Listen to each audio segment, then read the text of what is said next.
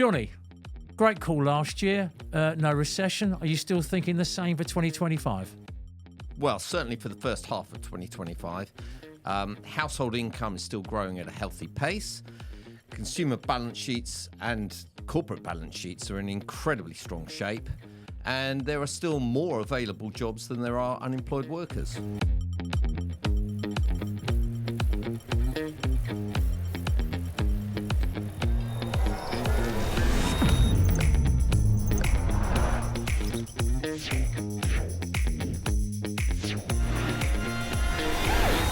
Hi, everybody. Welcome back to Super Macro. It's been a few months. Hello, Johnny. Hi, Elvis. How are you? Yeah, I think I'm all right. Well, you obviously are okay. Having a great 2024 year, up over 26%. Superb. Well done. Yes, thank you very much. What are you thinking about this year? Tell us where you are. Well, I do want to just make clear that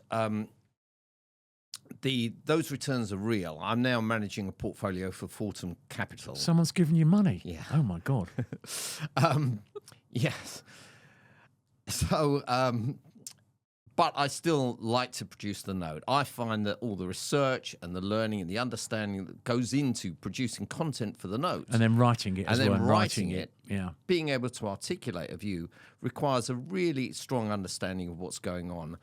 And without that, I certainly wouldn't be able to achieve the returns that I did last year. So I'm certainly not going to stop producing the Super Macro. You've given away your newsletter. trade secret, the Super Macro note. That's it, isn't it? Well, absolutely, yes. But and if anybody wants to take up a free subscription, a 1-month trial, you can find us on at super-macro.com.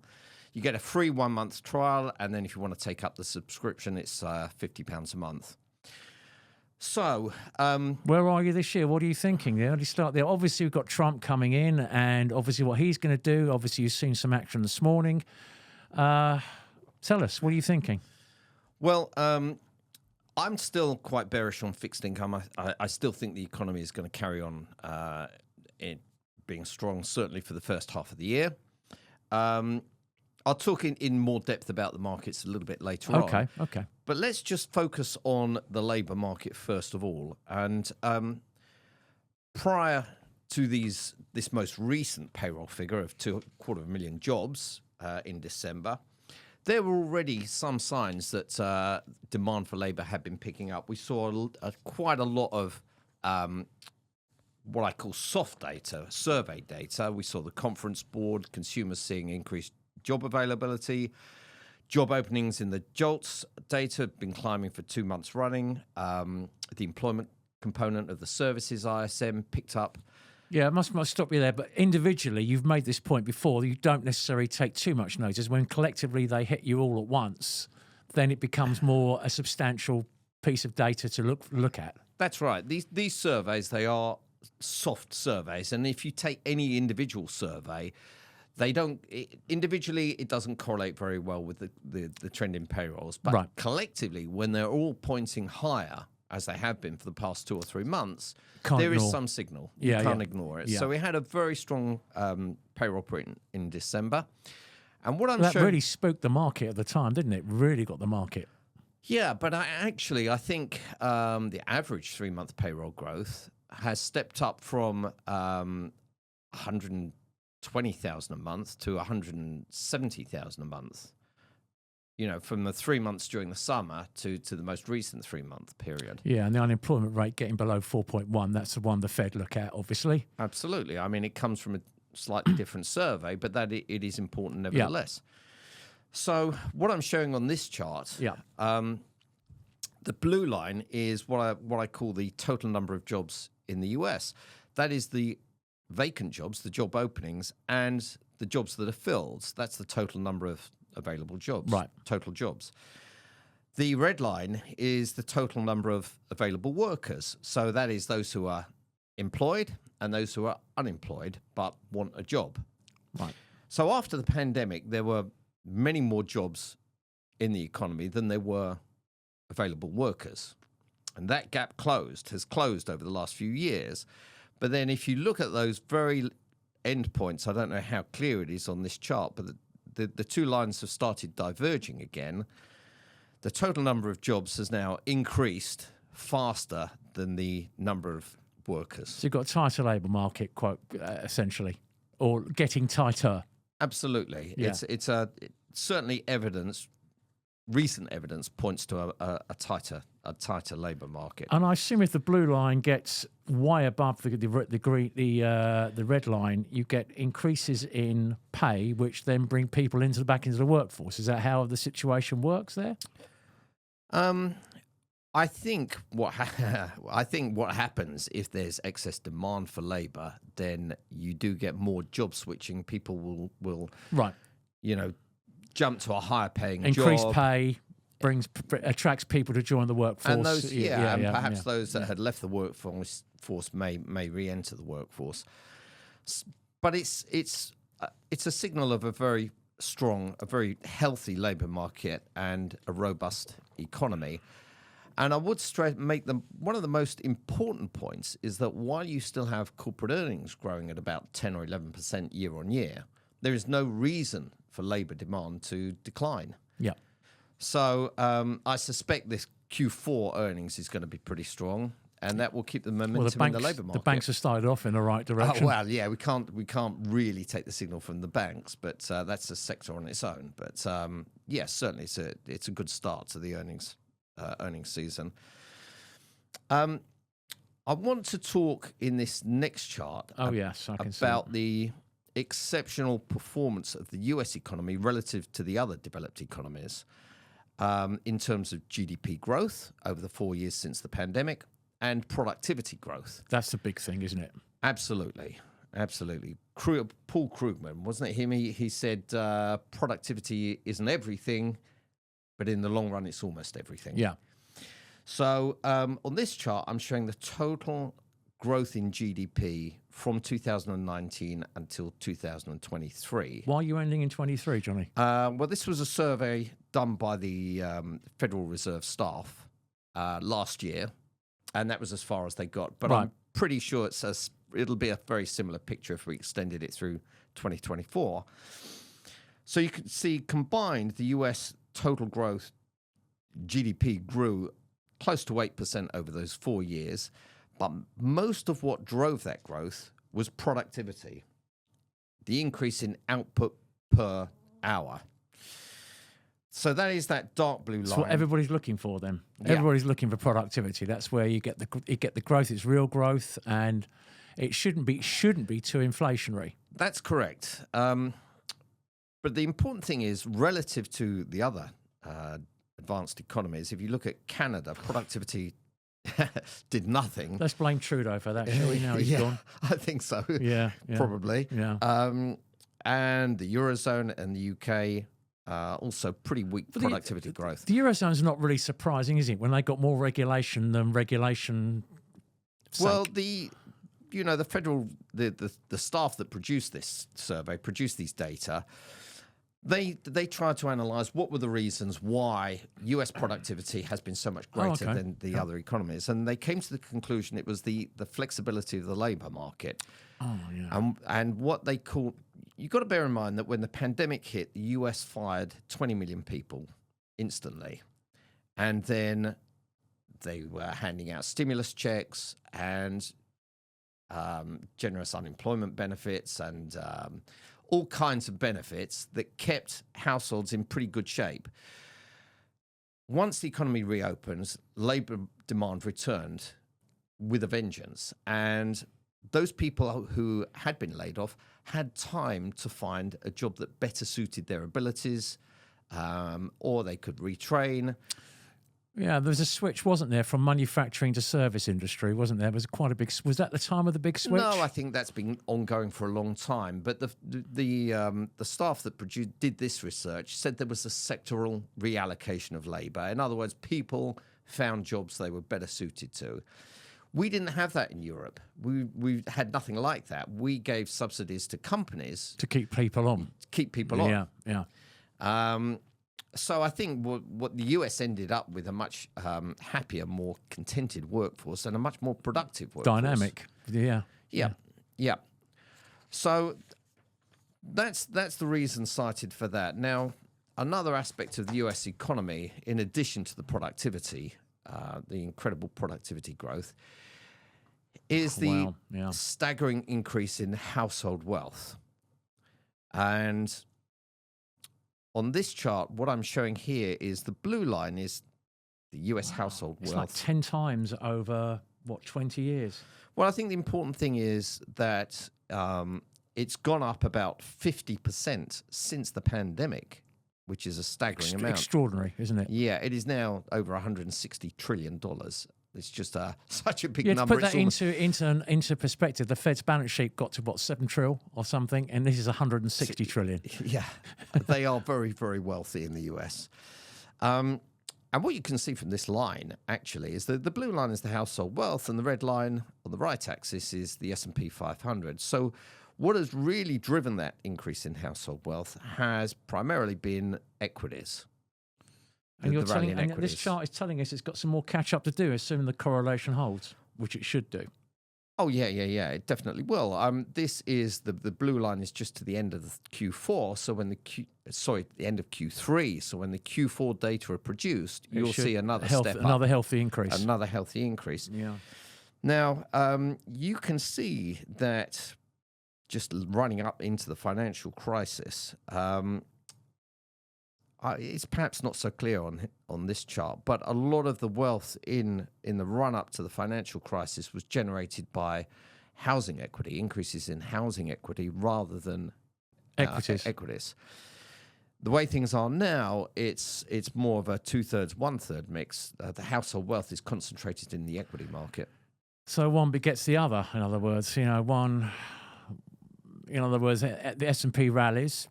Consumers get wealthier, consumers spend, S&P rallies.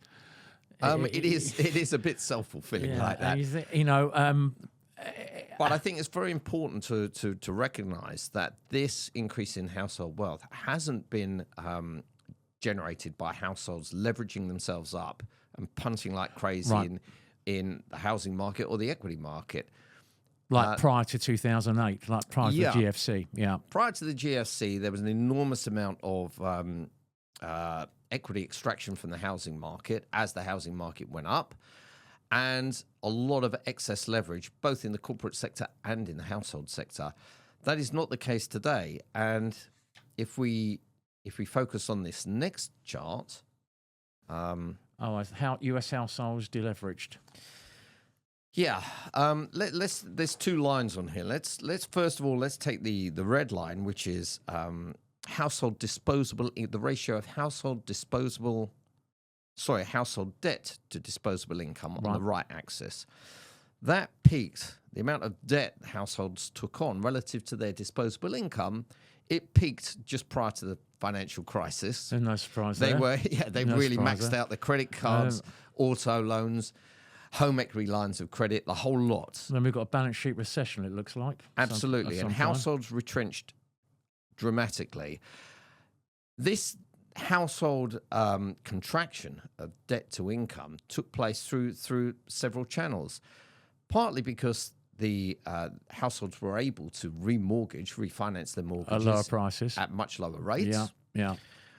They've had 15 years of principal payments, if they haven't, changed the mortgage. So their netto is going down. Yep.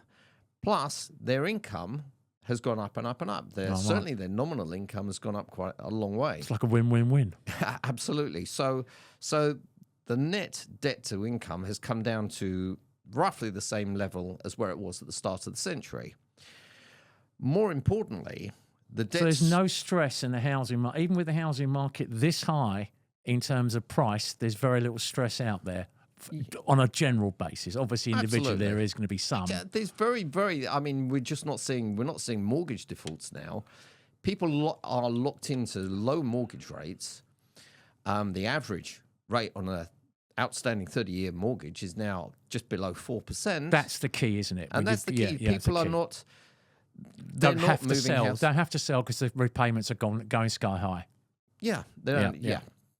So if we look at the blue line, which is the debt servicing ratio, so the debt servicing cost as a ratio to household disposable income, oh, sorry, that's as a percentage of household disposable income, it has now dropped to a multi-decade low. Right. Because they're paying a relatively low rate to finance those mortgages and off. their income. It's a fixed amount that they pay off each month, but their income has gone up and up and up. Yeah, right. Okay. And what they haven't done is they haven't taken home equity lines of credit. No, I don't need another boat. It's not like in prior to the financial crisis, they would just take a HELOC, a home equity line of credit, and blow the money on. It's like an ATM. It's like an ATM machine in your house, wasn't it? At that time, yeah. Yes. Yeah. So it's a very, very different world. Did you do now. any HELOCs or ATMs? Did you take your property and leverage up and buy another Aston or something? Was that it? I'm trying to get rid of an Aston Martin. If anyone's interested, you can email me. Yeah. We're not here to sell your shit car, Johnny. We're here to promote Super Macro. Right. Okay. Let's focus on what's going on. You can leave that in, James, by the way, and leave the James bit in as well. So, like I said, households are in great shape, and of course, this is a generalization. We're looking at households in aggregate. Right. Yes. This next chart is interesting, isn't it? I like this. The share of consumption by income quintiles. Okay. Well, this is also from the most recent Fed study, which was done last year, and it covers the period up to 2023. This is actually for 2023, but it's the same story if you look over the 4 years since the pandemic. Right. Okay. So what this shows is the data is broken down into income quintiles. So the top quintile is the top 20% of all earners. So it's 20%, making 100% of the total earners. Yeah. So we've got the top 20% of earners, then the fourth income quintile is the next 20%. Right. And so on. Those two top quintiles, the top 40% of all earners, are responsible for 72% of total consumption. So they're the people that, purely in terms of financial data, they're the people that affect the dial. Well, yeah, that is what drives the total consumption in the economy. The top 40% of So the bottom three quintiles don't matter for this data, or absolutely they do. If you look at the middle income quintile, it's still responsible for about 15% of total consumption. So really, it's more a question that 90% of the consumption is in the top three. Is in the top three quintiles. And of course, they're the ones that have benefited most from the increase in wealth, in household wealth. They've benefited from the rise in cryptocurrencies, in the rise in equities, household wealth. They also had a lot of cheap finance after the GFC, didn't they? They had very, very low rates in order to borrow and term out as well on a corporate basis. We did. Let's leave the corporate sector out of this. This is just households and how they have benefited, and not just from low rates, just from the rally in asset prices. They really have benefited enormously. Okay. And of course, the lowest two income quintiles, if we take the lowest 20% of all earners, they're responsible for just 5% of total consumption spending. So they're not, even if you boosted their income, it's not really going to move the dial. It's not going to move the dial. But I can see the income before tax percentage change is slightly higher for the lowest income quintile. That's absolutely correct. If we look at 2023, or we look at the 4 years leading up to 2023, those with the lowest earnings got the biggest percentage pay rise, the biggest income growth, the highest income growth. So there is a slight redistribution of income. Like I said, there is tremendous social mobility in the States. So I do think, you've got millionaires and billionaires that came from nothing. And that social mobility. We've discussed this before. It is the most dynamic of all economies, isn't it? In terms of labour, how the corporations work, etc. They max out. They get the best of what they have got. Yes. And that's probably the biggest difference between them and Europe. We're more of a socialist state. Yeah, with regulation on regulation. It doesn't suit anybody. But I think Europeans will have to follow the US more closely now. Well, Certainly, yeah, we've had a dialing back of the banking. If they get more all a populist, dialing back of the banking regulations for a start. Ah, another one of your families just decided to turn up. Okay, so the US economy really is in good shape, and from an inflation perspective, we did have some great news with the latest inflation print, which was for fairly benign. December. I think the market overreacted to some extent. What the market really latched onto was a decline in the core CPI inflation from 3.3% to 3.2%.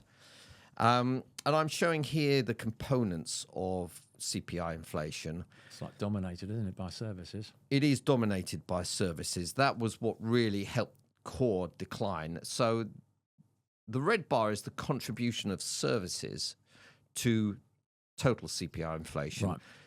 So services still responsible for three percentage points of headline CPI. Blue is food inflation, which doesn't really have a massive impact. And then the black and the green, the black is energy and the green is goods. Both of them were a negative drag on inflation for the past year or so, but that drag is coming to an end. And so goods maybe will flatten out. That'll have very little impact on headline inflation, but energy, we may well start to see a positive influence on inflation.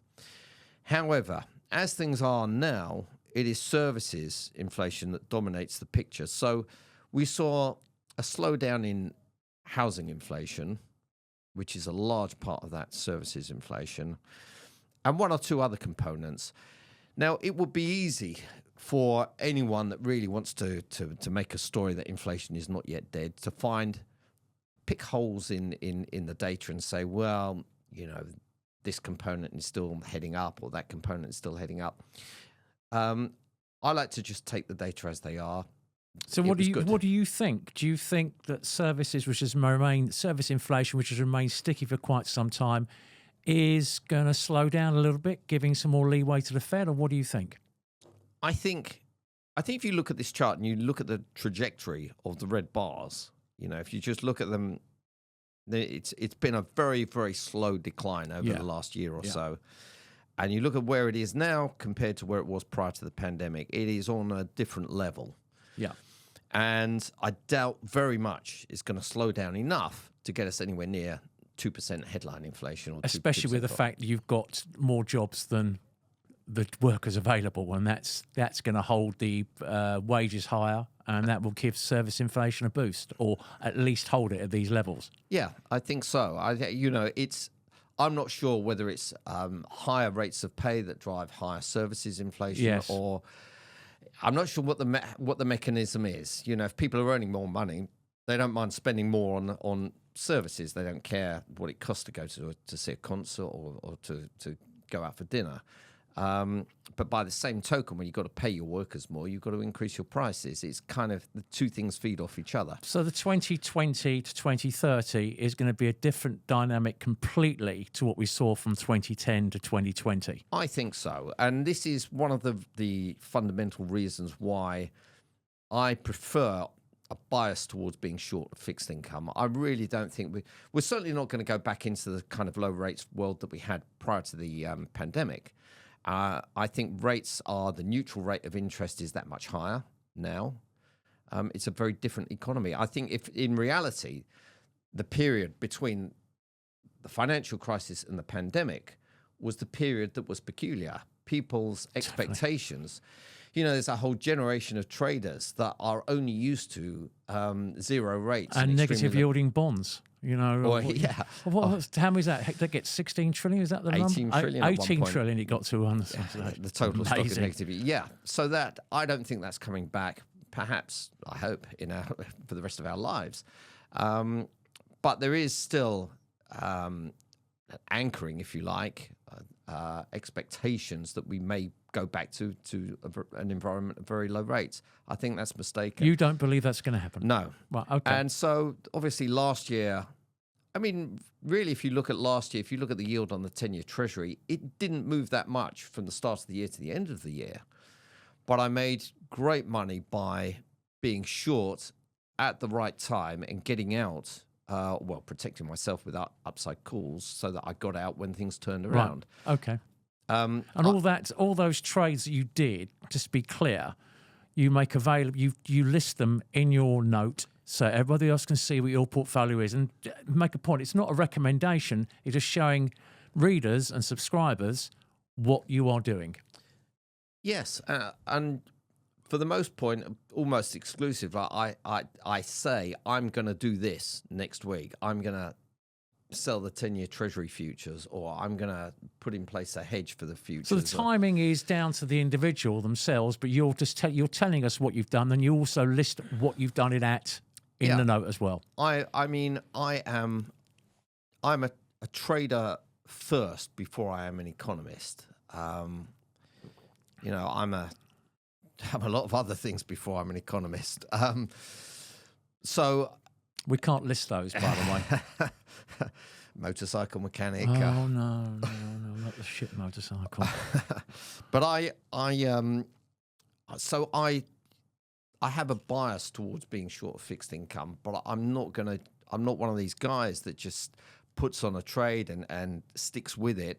I have strong opinions that are loosely held. So you're macro driven rather than technical driven. I know you use technical analysis in a small way just to confirm what you're thinking, maybe where you should put in trades on, but it's your trading is dominated by your macro. Well, I think if I start with the macro, if the technicals support the trade that I've got on, then you can be fairly confident that the trade is the right trade. Yes.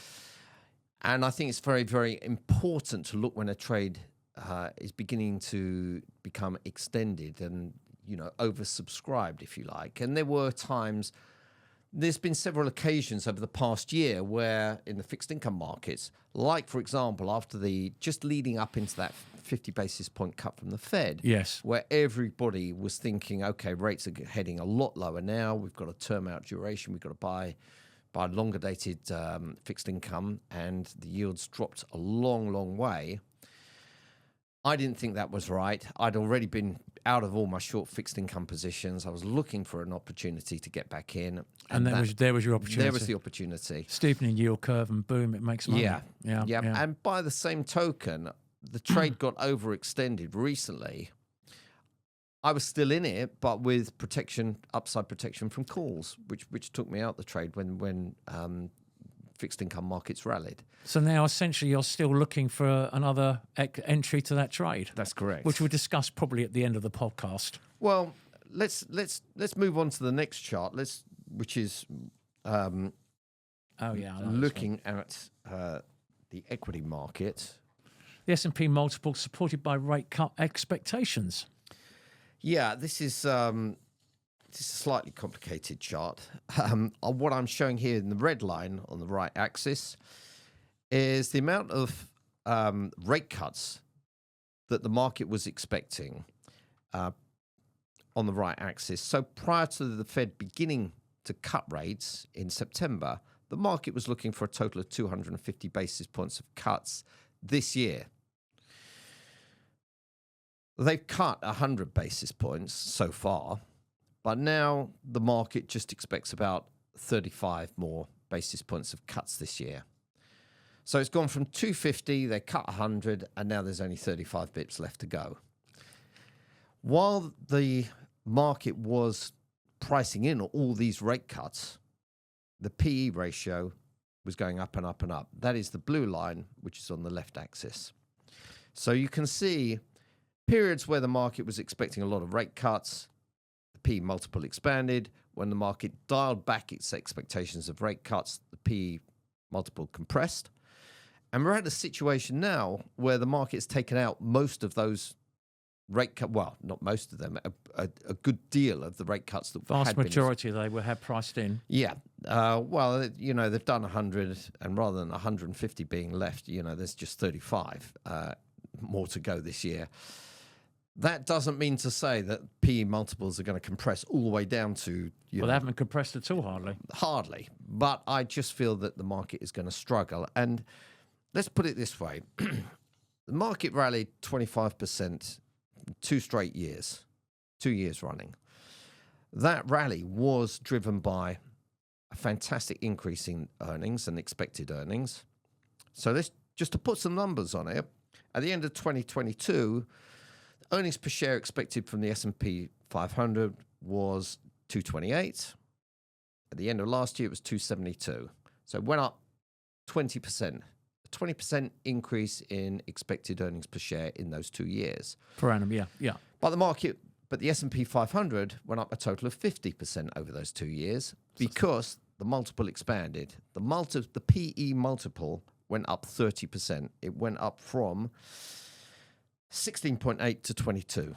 So you're just paying more for that stream of earnings that is going well and projected to increase again, but you're just paying more and more for those earnings. Well, let's put it this way.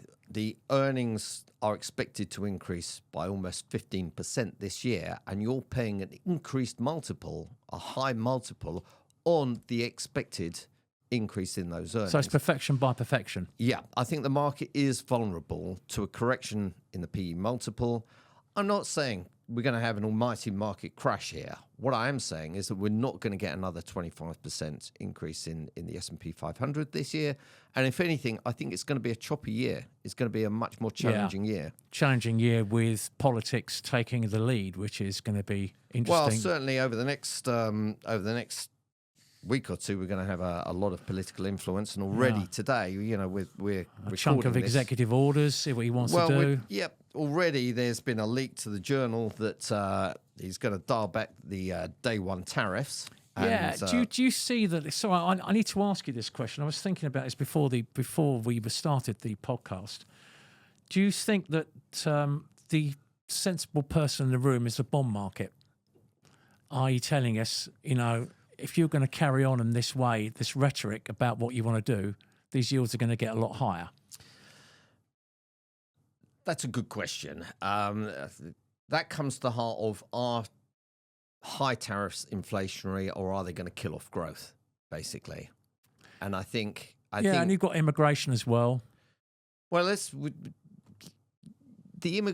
think let's focus on tariffs to start with. I think businesses, corporates were very concerned with the introduction of tariffs. I don't think if there was a 10% across the board tariff, it doesn't mean you get a prices don't jump by 10% immediately. The exporter is going to eat some of the increase. The currency will adjust. The importer will eat some of it. Margins will be compressed, and the consumer is probably only likely to see less than half that.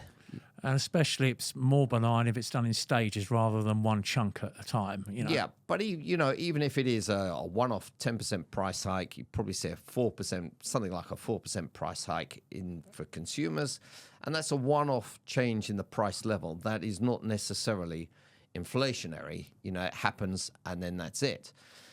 But I think anything more draconian would have quite a severe negative impact on business confidence, certainly, and would cause corporates to really reconsider their supply chains, and a reconfiguring of supply chains, a dramatic reconfiguring of supply chains would be inflationary and very disruptive. We're going through that. We're going through the period of deglobalization now. We can see that the big superpowers are now vying for their influence in the world in various areas, Asia, then Russia and Europe, and then the US close to home, Panama and Greenland and Canada. Well, we don't know what Trump's going to do. We just know it's going to be a more protectionist agenda. There will be much tighter immigration policies and potentially deportations. The extent of that, I don't know. It does by implication mean the labour market will be even tighter, because a lot of the increase in most of the increase in unemployment that we saw last year before it started to decline was primarily through increased immigration. A lot of the immigrants, when they came to the country, didn't have jobs, especially if they're undocumented immigrants. And that was reflected in the pickup in the unemployment rate. Right. Okay, so the big question probably that most people will be asking themselves before they come on and listen to you is, what have you got on? What are you thinking about putting on? And take us through that. Well, first of all, I think really, if you really want the details of what I've got on, you can subscribe and you can see the portfolio. You get to see it earlier, definitely. You get at least a week in advance normally to what you'll talk about on here. That's already come out in the note. So subscribers will see that, super-macro.com. As we said earlier, you get 30-day virtually free trial, and after that it's 50 quid a month. When I say schnoots, sorry. That's correct. So really what I've got on at the moment is I'm just getting into another short Treasury futures position, not in the full size. I'm just started. I have had a long position in the euro with a call spread. Well, that must have worked well this morning. It did look good for a minute. I've actually unwound about a third of that into the run up that we had. I'm not sure where it is trading right now. So Johnny, I know you like to use options to express your views, and this year is going to be, I think it's fairly obvious, it's going to be a choppy year without any clear direction. But do you think the option premium or the implied option premium is going to be at a level we all be able to play? Well, I think what we're going to see is, and we saw this to some extent at periods last year, is there'll be periods of calm, and those are the times when you've got the opportunity to buy options at relatively inexpensive prices. Implied volatility will decline, and you can get back into options. And then periods when the market has a sell-off, and that is not the best time to try and punt directionally with options. There is a massive amount of invested capital in short option selling strategies. So we've had a pickup in implied volatility. There will be people selling volatility. That implied volatility will compress again, certainly if the market steadies up, which it looks like it's going to do. And once this uncertainty over Trump's policy announcements is out the way. What about the S&P? You got anything on that? Not at the moment. As you know, I had some put spreads. They worked nicely. They worked very nicely. Yes. But the implied volatility was extremely low at the start. Even prior to the. So you got a double print. whammy: pick up in vol, and you had the cheap vol. Yes. But now I think with the way things are now, it's best to just sit back and wait for a new opportunity. Okay. Thank you very much indeed, Johnny. Appreciate that. Hope everyone else has enjoyed it, and we'll see you soon. Yep. Thank you very much.